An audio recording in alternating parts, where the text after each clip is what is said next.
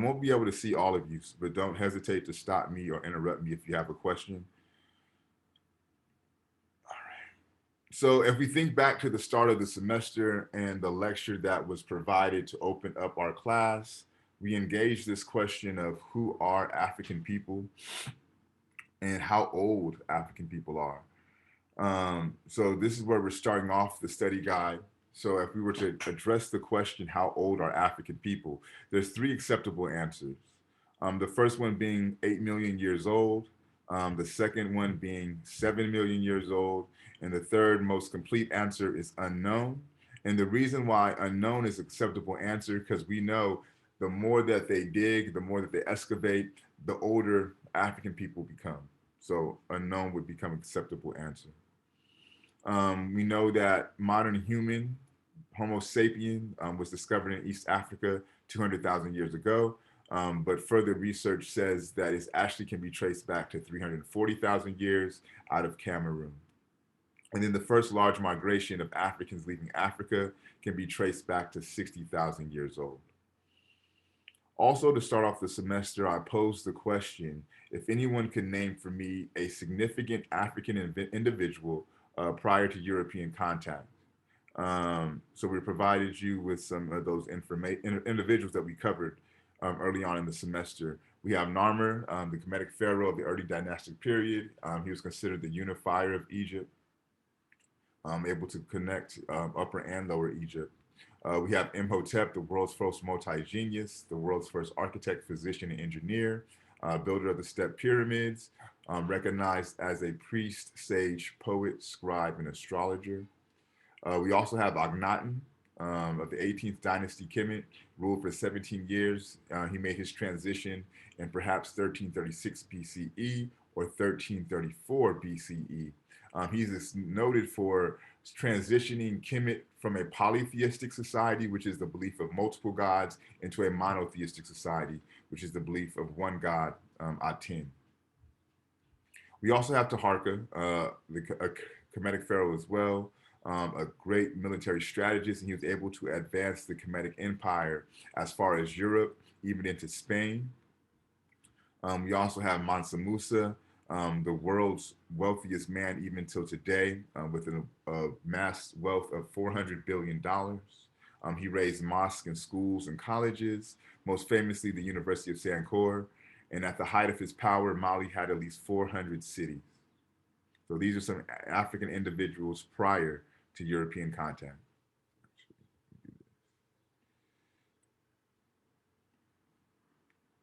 So we're going to spend some time here on these frameworks because these become extremely important. I've been providing this midterm for about 3 years. Every time that I provide this midterm, what trips students up the most is not utilizing or inaccurately utilizing the theoretical frameworks, right? So for each question that you answer, you have to work your question through a theoretical framework. So we want to make sure that you guys understand completely what these theoretical frameworks are and how to use them to answer questions, okay? So with that being said, I want to draw your attention to the distinction between the theory and then the framework, okay? So if we're going to use this African American male theory for an example, the theory is titled African American male theory, okay? The framework states that African people are resistant and resilient. African people are born with an innate desire for self-determination and with an unlimited capacity for morality and intelligence. So that's the framework of the theory, African American male theory. Does everybody understand the distinction between the theory and the framework itself? Yes. Okay. So another one where you have this distinction, and this is really important. The theory is critical race theory, okay? For this class, the framework is counter storytelling. Now, why this becomes super important with critical race theory, because critical race theory itself has about 12 different frameworks. So you can't say, I'm using the critical race theory framework and just leave that as a blanket statement, because that could mean the interest conversion is one of their frameworks that we haven't covered.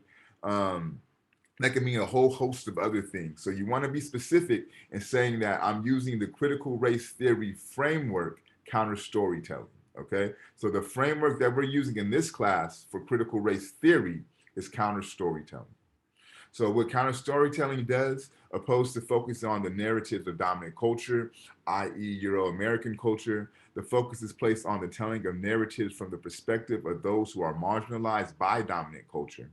Culturally responsive teaching models are examples of counter storytelling in academic practice, retelling with great emphasis the histories of people of color that often go ignored.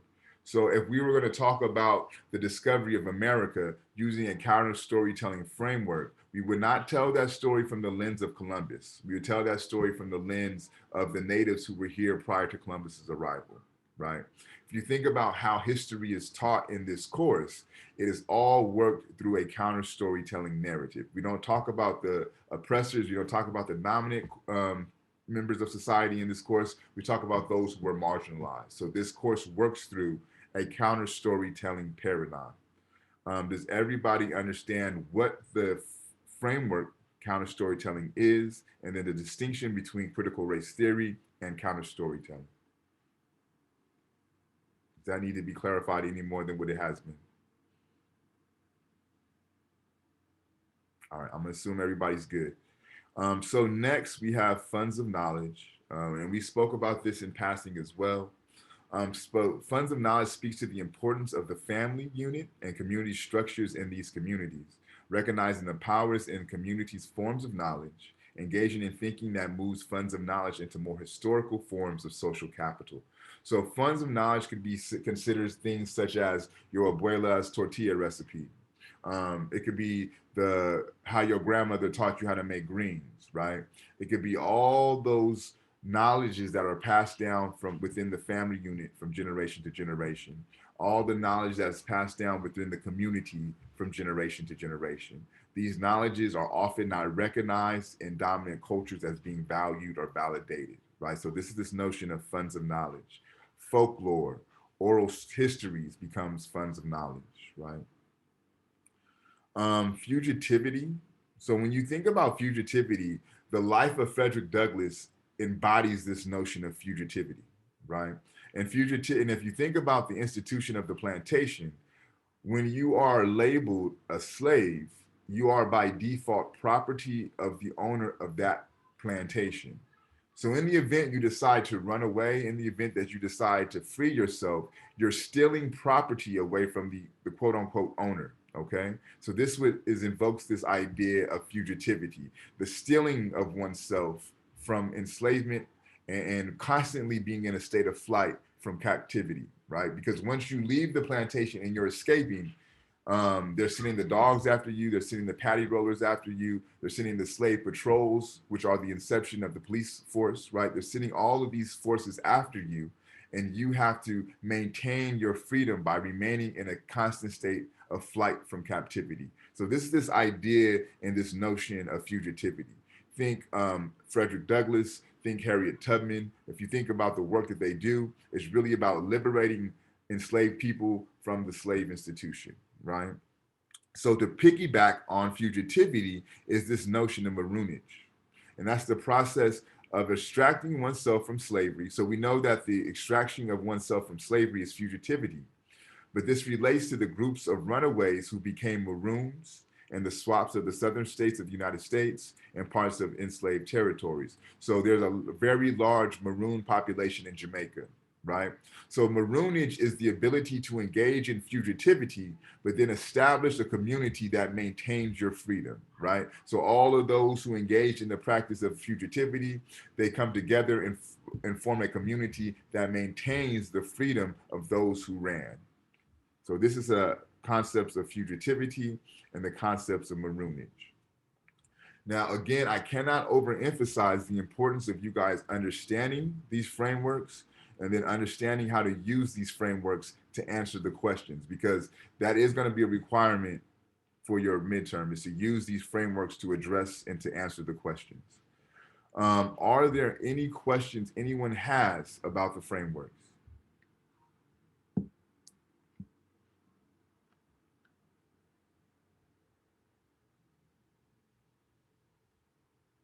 So everybody's good. All right. So what Yep. we'll, I'm sorry, go ahead. I was gonna say yeah. Okay. So what we'll do is we'll move into the readings. Um, if you guys want to help you get a better understanding of the theoretical frameworks, what the previous classes did was they matched a framework to the reading. We could do that if you want, but if you guys feel good with that, we don't have to do it. It's totally up to you. Um, now I We know, could do that. yeah, for sure, for sure. Cool. Thank you. So we'll work through the readings first, and then we'll go back and then we'll attach the frameworks to the readings. So I know we read text prior to Glissant, but for the purposes of this midterm, we're going to start with the Glissant reading. So what I did is I posed questions about the text that would allow you to get a better understanding or refresh your memory of what was read. And if you're able to answer these questions, you shouldn't have any problems on the midterm addressing these texts. So if we're thinking back to Glissant's Poetics of Relation, the chapter titled The Open Boat, I posed the question, how does the juxtaposition of the written and the oral manifest according to Glissant? So if we think back to that text, the opening page on the end note, he draws that distinction between the written and the oral. So relocate yourself within that and I'll give you the answer to this question. Why is the open boat symbolic? What is Glissant provoking in his reading? So, I'm sorry, what is Glissant provoking his readers to envision?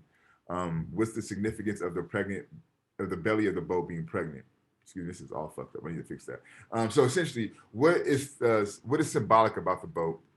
What is Glissant trying to get you to think about when he's invoking the boat and the belly of the boat being pregnant? Okay. What is the three metamorphoses of the abyss?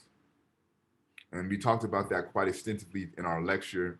And then why is Glissant so attentive to this idea or this notion of relation? The book is titled Poetics of Relations. When you think about relations, think about what we mentioned in regards to creolization. Think about what we talked about in regards to gumbo, right? This kind of centers you in this idea or this notion of relations. Is there any questions about Glissant and the open boat text? Okay, so we'll move down to Césaire, Amy Césaire, Discourse on Colonialism. So how does Césaire utilize Hitler in his argumentation against colonialism? Is this approach effective or ineffective? So I'm sure you're familiar with how he used Hitler. So I'll be able to articulate that and then be able to articulate, do you find that methodology effective or ineffective? According to Césaire, what does colonialism do to the colonizer? How does this relate to the boomerang effect of colonization? So if you think about what a boomerang does, right? If you throw it, it's going to return back to you. Think about the charge that Césaire makes against colonialism in its attempts to dehumanize the colonized, and that'll give you an understanding of how the boomerang effect of colonization works, according to Césaire. How does Césaire articulate colonialism leading to thingification? So there's an equation that Césaire has within the text that equates colonialism to thingification. Be able to articulate that. What is the thesis of discourse, which is the title of the book? And what is the methodological approach utilized by Césaire? Do you deem his method effective? So, one, if you understand the meaning of discourse, that will answer this question for you, right? So, I would suggest either to look up discourse or refer back to the lecture because I provided you with a definition of discourse. But if you're able to do that, you would be able to effectively answer this question because the method is embedded in the definition of discourse. Is there any questions about this text, Discourse on Colonialism? Okay. So we have Gomez reversing sale. Um, so how does Gomez problematize the notion of freedom for newly emancipated Africans? What are some of the ways this freedom was subverted by former slaveholders and those who sought to maintain the slave societies? So think about things like the Black Codes. Think about things like Jim Crow laws. Think about things like sharecropping. Right? These are the ways that the slave institutions was able to circumvent or subvert the freedom that was afforded to the newly emancipated Africans. What is the significance of the Freedmen's Bureau and their attempts to develop education for newly emancipated Africans? How is this significance problematized by course lecture? So think about how the book articulates what the freedmen came into the South to do, right? And then think about in the lecture what I said about how they were unsuccessful in doing so and why they were unsuccessful. If you need to go back and watch that lecture, I spent a good amount of time on the problematization of the work of the Freedmen's Bureau. So you want to be able to familiarize yourself with that. What is the significance of 40 acres and a mule? And how does this notion play into contemporary conversations around race relations? We discussed this also in lecture, but we do know that 40 acres and a mule was the compensation that newly emancipated Africans were to receive for their years of labor, for centuries of labor. But we also know that they did not receive that, right? 30 acres and a mule is also understood as a form of reparations, which speaks to contemporary conversations that we're having around race relations. Does anybody have any questions about the reversing cell text? Okay. So we'll move into Du Bois, Souls of Black Folks. So, what is the real question Du Bois is attentive to that is often danced around or asked in a half hearted way? How does Du Bois deal or responds to this question? And we know that this question he responds to with he reduces the boil to a simmer, or to the real question, he hardly offers a response, right? So we know that's how he deals with the real question, but what is the real question, right? And he opens up he opens up the chapter addressing what this real question is. So you'll find that between the first and second pages of that text. What is the work Du Bois is doing with the veil? What is the veil symbolic of? What distinctions does it draw? So we know that the veil draws a line, it demarcates two worlds, right? What are those two worlds? That speaks to the work that that Du Bois is doing with the veil, but then also be attentive to what the veil is symbolic of. What is Du Bois's definition of double consciousness? How does this double consciousness manifest itself in contemporary society? The manifestation of contemporary society could be interpreted as code switching, but you want to go within the text to be able to provide a succinct and accurate definition of double consciousness through Du Bois's terminology and through his words, right? What is significant about the title of this chapter of our spiritual strivings? What does Du Bois argue the Negro is striving for in this chapter, right? So he makes a very specific claim about what Black folks are striving for within that chapter. You should be able to articulate what that is, and that claim speaks to the title of the chapter of our spiritual striving. Is there any questions about the souls of Black folks? All right. So the last text that we'll cover for the midterm will be the Frederick Douglass speech, the American Constitution and the Slave. So how does Douglass articulate what the Constitution is? What are some of the characteristics that he attributes to the Constitution? So there's a whole, about a page of that speech that he spends dedicates to articulating what the Constitution is and what the Constitution is not. So familiarize yourself with those claims. Why is it important for Douglass that the readers of the Constitution are not concerned with the actions and behaviors of those who wrote the Constitution, right? And and Douglass makes the claim that 100 years hence, no one will be concerned with the attitudes and actions of the writers of the Constitution, right? So think about why does that become important for Douglass, excuse me, and then why does he want to kind of take a disavow towards the actions or being attentive to the actions and behaviors of the writers of the Constitution?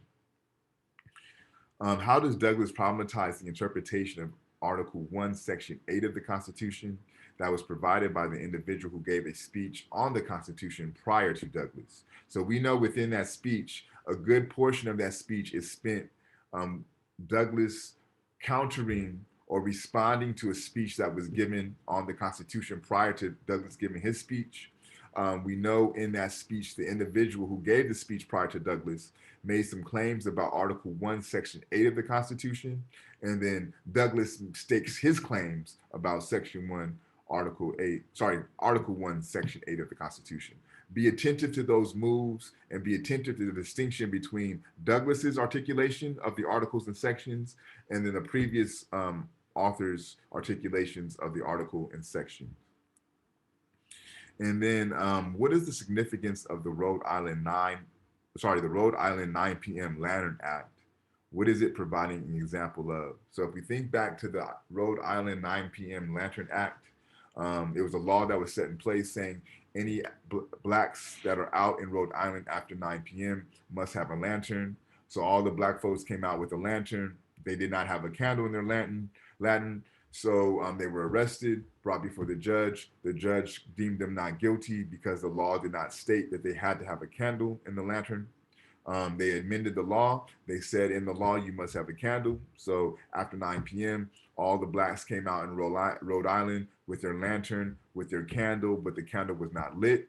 They were all arrested, went before the judge. The judge deemed them not guilty because the law did not state the candle must be lit. They amended the law. They lit and stating that you had to have a lantern, you had to have a candle, and the candle must be lit.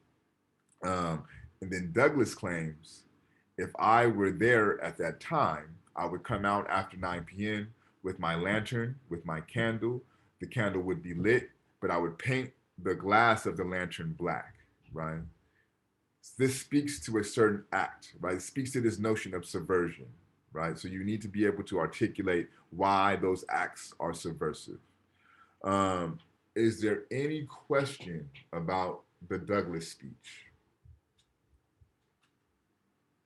Okay. So let's try to attach a theoretical framework to the readings.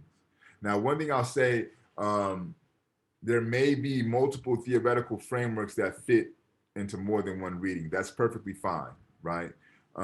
It's not really about what framework you choose, more so about how you articulate why that framework fits. Because in theory, right, they all can fit to any reading, but it's really about how you make those fit and the rationale behind why you chose that particular framework. So if we are to start off with Glissant's Poetics of Relations, the chapter The Open Boat, which framework do you think would fit best for this text? Would it be African American male theory, critical race theory, funds of knowledge, fugitivity, or maroonage?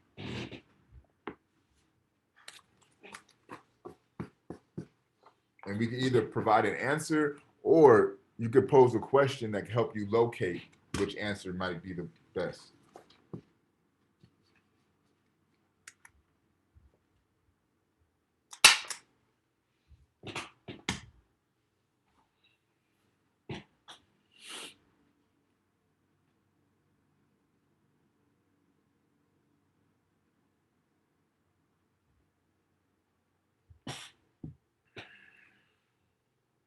Which ones are we able to use again? All of them, whichever one you like.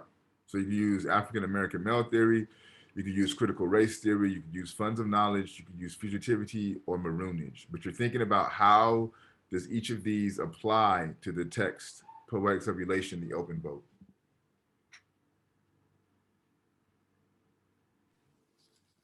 I think maybe counter storytelling because um, when we were reading this, one of my questions was definitely like we didn't ever know about this. We knew that enslavement happened through um, transporting Africans from Africa and going through the whole process of that, but we didn't know like everything that kind of transpired in that process. We just knew that it happened. Um, yeah. Yeah, no, you're absolutely right. And then, so another way to think about the counter storytelling, right? Who in this particular text, who is the subject matter? Who is Glissant focusing on?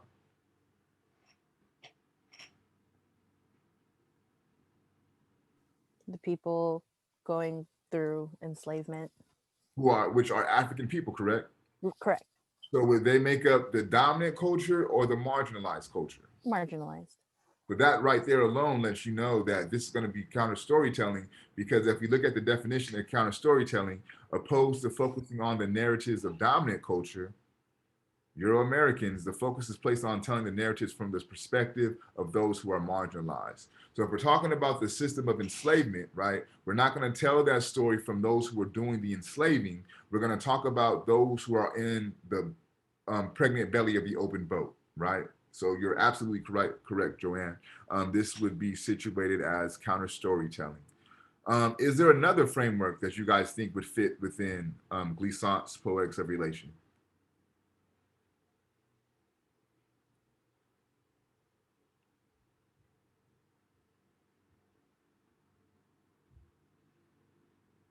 I think there's at least two more that we could situate. The African male theory, Yep. African American male theory. Why is that, Esmeralda? Because they were they had self-determination. Yep, perfect. So why? So another one I was thinking about is funds of knowledge. Why do you think funds of knowledge would fit within this text? Think about creolization. Think about the language Creole. Why do you think funds of knowledge would work?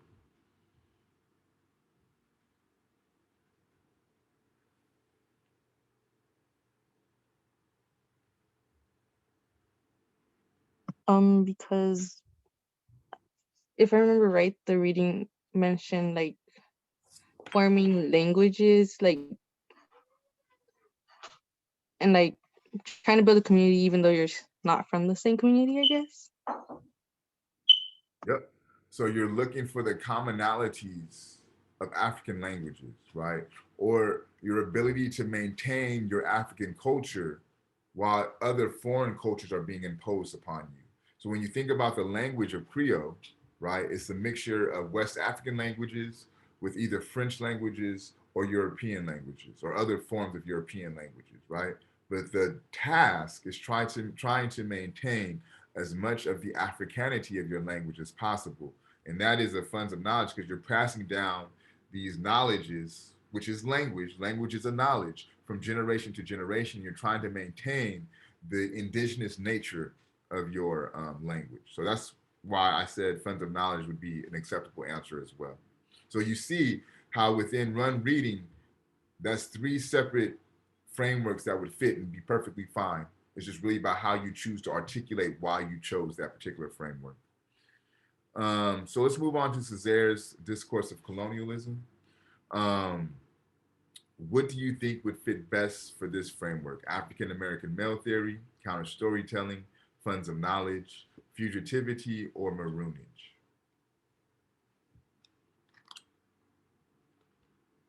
Counter storytelling? Okay, why counter storytelling?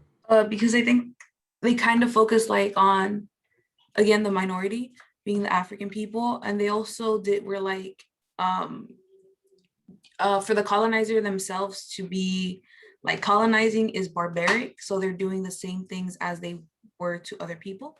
Absolutely, Kimberly. And then just remember that, they're not minorities, they're marginalized, they're subjugated, they're colonized, but the majority of the world's population cannot be deemed the minority. But you're absolutely right, Kimberly, as you articulate why it would be counter storytelling.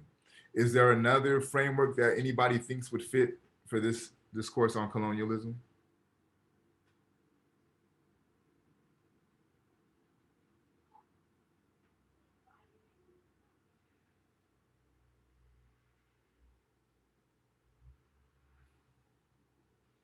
So I'll give you guys some insight. There's one framework that will fit regardless of the subject matter. What framework do you guys think that would be?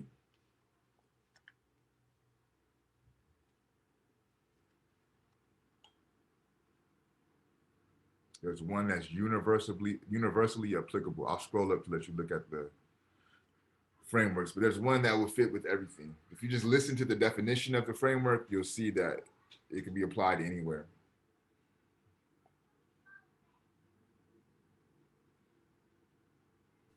Would it be counter storytelling? That's not the one I was thinking about. And not to say that you're wrong, but that's Mhm. not the one that I have in mind. Okay.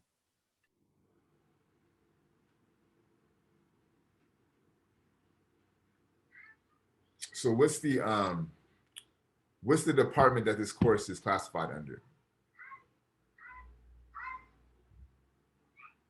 Pan-African Studies. In African Studies, okay? So you know that the subject matter is going to be dealing with African people, correct? We're in an intellectual space dealing with intellectual African subject matter. There's one framework that speaks to the intellectual ability of African people. Funds of Is it the knowledge. first one? What's the first one? AAMT. Yeah. Yep. Like if you read the definition, right? They're resistant and resilient African people.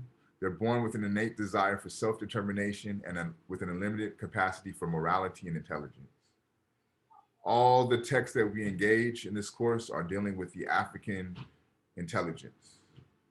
So if you wanted to be lazy, right, you could just use this for all of the theoretical frameworks. I don't encourage that, but just if you think about it, right, this is one framework that is universally applicable. So when you talk about Césaire and you talk about what he's doing, absolutely it's a counter storytelling framework, but he's displaying his innate capacity for intelligence. He's displaying his morality because he's calling out the immorality of the colonial system, right? So this would also be classified or would also could be situated within African American male theory. We'll try two more and we'll call it a day. You guys want to do Du Bois and Douglas, or do you want to get the reverse and sale? Let's do Du Bois and Douglas because they're more recent. You might remember the material a little bit more.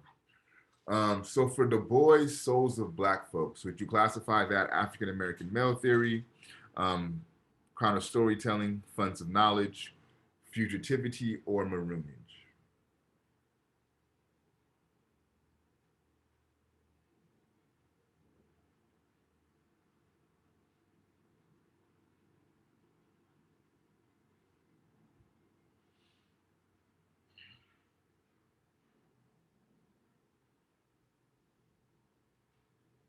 Or what question could you ask to help you understand which framework it might be?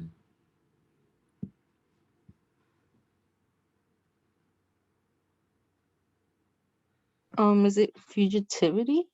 Why would it be fugitivity? Since he mentioned the double consciousness and like being aware and not like restricting yourself, I guess. Okay. Let's define fugitivity. I'm sorry, not fugitivity, excuse me. Let's define double consciousness. So that way we could make sure that we're operating on correct assumptions of terminologies.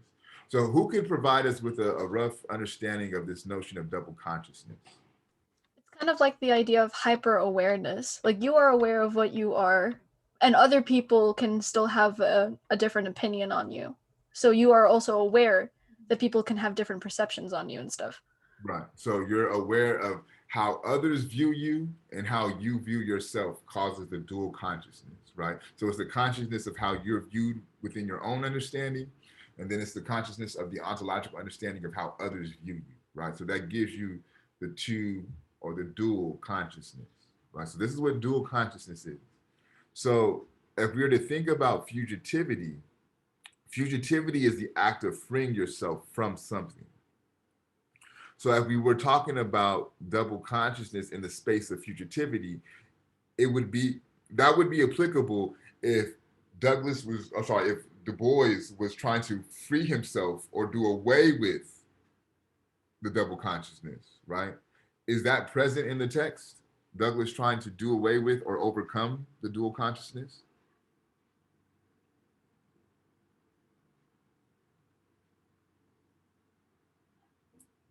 It is.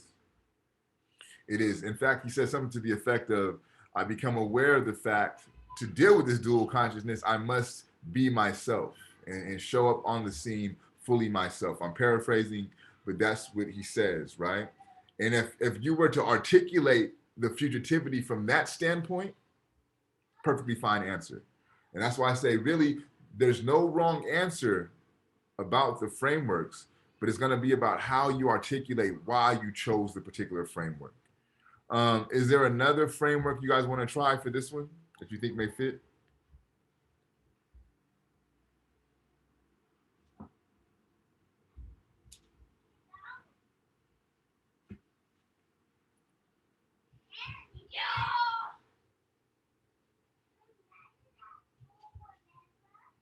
Y'all good?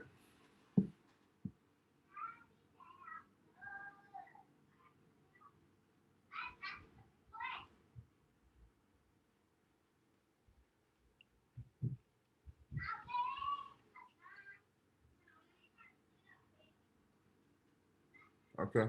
Um,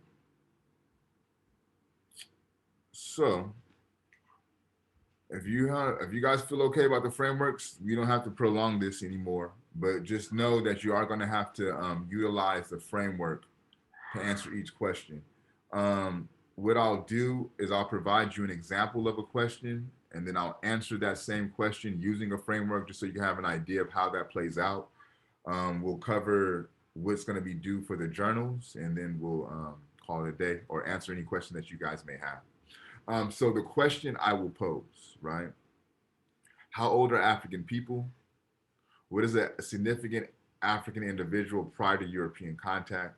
And why does this information become important in the realm of academia, right? So this is the question that's being posed. If I were to answer the question using a theoretical framework, it may sound like this. Using an African American male theory theoretical framework, which states that African people are resistant, resilient, with an innate capacity for morality and brilliance. African people can be traced back as far as 8 million years old. A significant African individual prior to European contact is Imhotep, as he was the world's first multi-genius, architect, physician, scribe, sage, philosopher, poet. This information becomes important in the world of academia through a African American male theory framework. It situates the innate brilliance and morality of African people. So that's how you would answer that question using a theoretical framework. Also, be attentive to the fact within that one question, there was 3 separate sub-questions, right? How old are African people? What is an African individual prior to European contact? And why is this important in the area of academia, right? So that's a 3-part question with a theoretical framework that must be utilized. So you have up to 4 points per question, right? So you want to make sure that you're you want to make sure that you're addressing each aspect of the question and you're using a theoretical framework to address the question. Does that make sense for everybody? Yes, but I also kind of have a question. Yes, please. In terms of essay, do you mean like a paragraph or like a full-blown like 5-paragraph essay, that type of thing? Please don't do that, because I gotta read it. Okay. But be thorough, right? So like if it takes you a 5-paragraph essay to answer the question, which it shouldn't, then I'm okay with that, right? But I just want you to do what's ever necessary to completely answer the question. If you're able to answer each component within a sentence and use a theoretical framework, I'm completely fine with that as well, right? Long as you address each component of the question and you're using a theoretical framework, I don't care how you do it, just long as it's done. Does that answer your question? Perfectly. Thank you.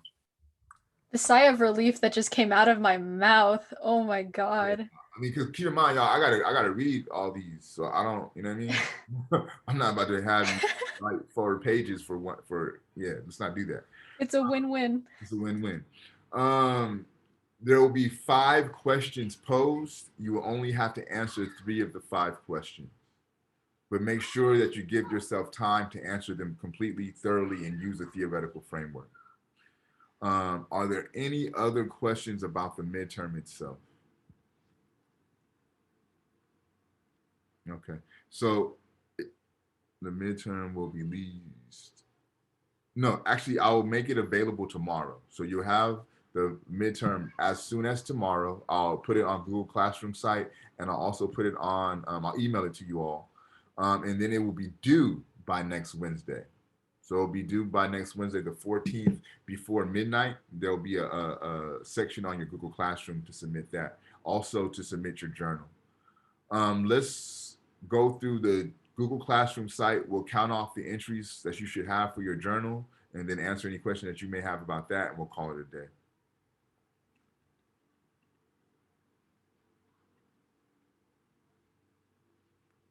Okay.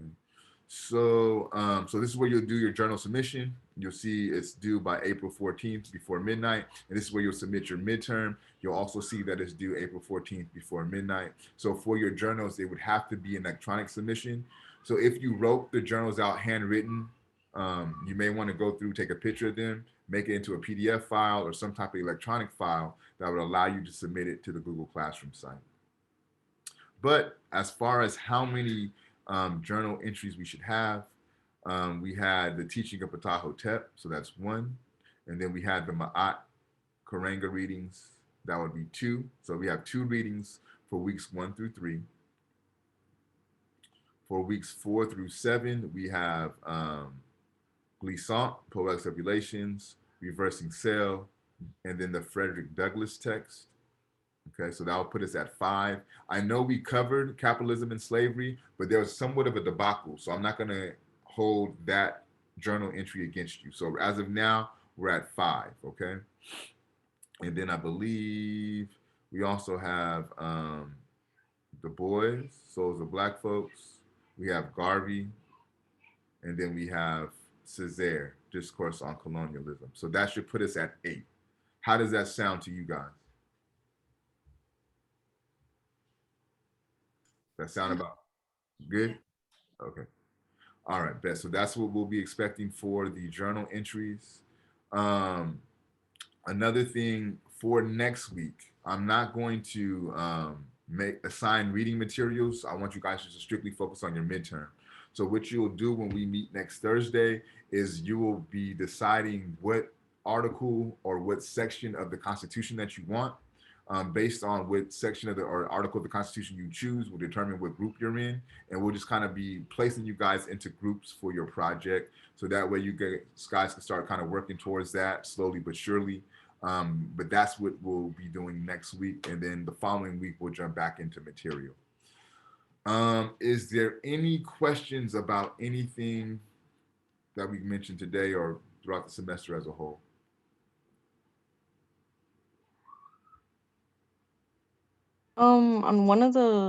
On the discourse of colonialism, you mentioned thingification. Can you elaborate on that? So in the text, he has a line in there that says colonialism equals thingification. And then he actually goes into detail explaining what he means by that. So look for that in the text, and I'll give you a better idea of what I mean. If you have more questions after reading that, just shoot me an email and we can expand upon it a little bit more. But if you, it's very, very clear. It's very explicit in the text. If you just kind of, it's towards the middle, towards the end of the text. It's literally written as an equation. And he says, I have another equation to offer. Colonialism equals thingification, right? And if you even think about the term thingification, it's to turn something into a thing, right? So think about what the institution of enslavement did for African people, right? It turned people into slaves, which is a thing. And that's why he says colonialism equals thingification. But look it up in the text. And again, if you have further questions, just shoot me an email. Okay, thank you. Anybody else have any questions about anything? Okay, I have one closing question for you all. Now that we've covered the midterm review, how do you feel about the midterm? Do you feel prepared? Do you feel apprehensive? How do you feel about it? I feel a little less worried now. Yeah, I hope so. I hope by now you kind of got a sense of me. I'm not going to try to put extra shit on y'all for no reason, right? I also give you about 5 days to complete the midterm. Take advantage of the days. The worst thing that you could do is wait till Wednesday to try to get this done. Don't do that. Even if you answer a question a day, you'll be better off doing that than trying to cram everything within the last couple of hours. So give yourself time. Don't stress. Um, take a deep breath, right? Reset yourself, and just work your way through it. You're prepared. You have all your resources at your disposal. It's a take-home test, so you could literally have the readings open next to you. You could have your journals open next to you. The lectures are posted on the Google Classroom site. You can revisit those. So you have all the resources to make this a successful process for you. Utilize them. Don't stress yourself out. You'll be okay. Any other questions, comments, or concerns? So I just want to clarify. So we're not supposed to have a journal for the capitalism and slavery? If you have it, cool, you'll get extra credit points. I just didn't count that because I assigned you guys the wrong reading. So what was the one that was supposed to take the place of that one again? There was nothing that's going to take the place. I'm just not counting it. So if we were to include the capitalism and slavery, you would be a total of 9 journal entries. I'm just not including it, so there's only 8. Oh, okay, thank you. Any other questions? All right, y'all. Keep an eye out for an email from me tomorrow that would have your midterm. It'll also be posted on the Google Classroom site. Other than that, be safe, be healthy, be well, and I will see you next week. Peace. See you, Professor. Stay hydrated. You as well. Thank you. Thank you.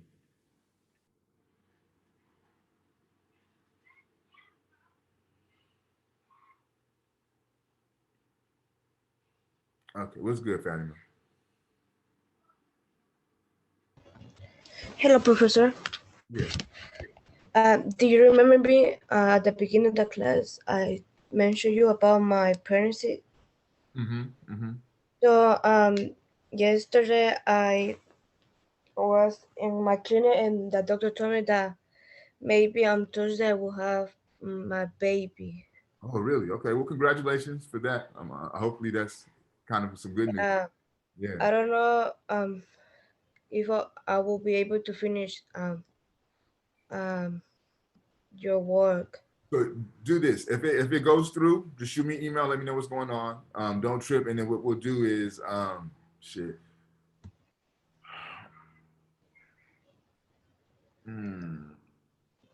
So I was gonna say give it to me next week, but I just know that week after a baby is super hectic also.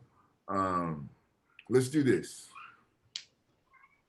Find some time between now and the end of the semester to do the midterm and just give it to me by the end of the semester. Okay. Does that sound good? Yes, thank you so much. But keep a line on me so that way I won't forget. Like shoot me an email saying, you know what, I went to labor, whatever. And just let me know when you think you'll be close to submitting the midterm. Okay, yeah, I will email you. Cool, sounds good. Okay, thank you so much. Good luck, Fatima.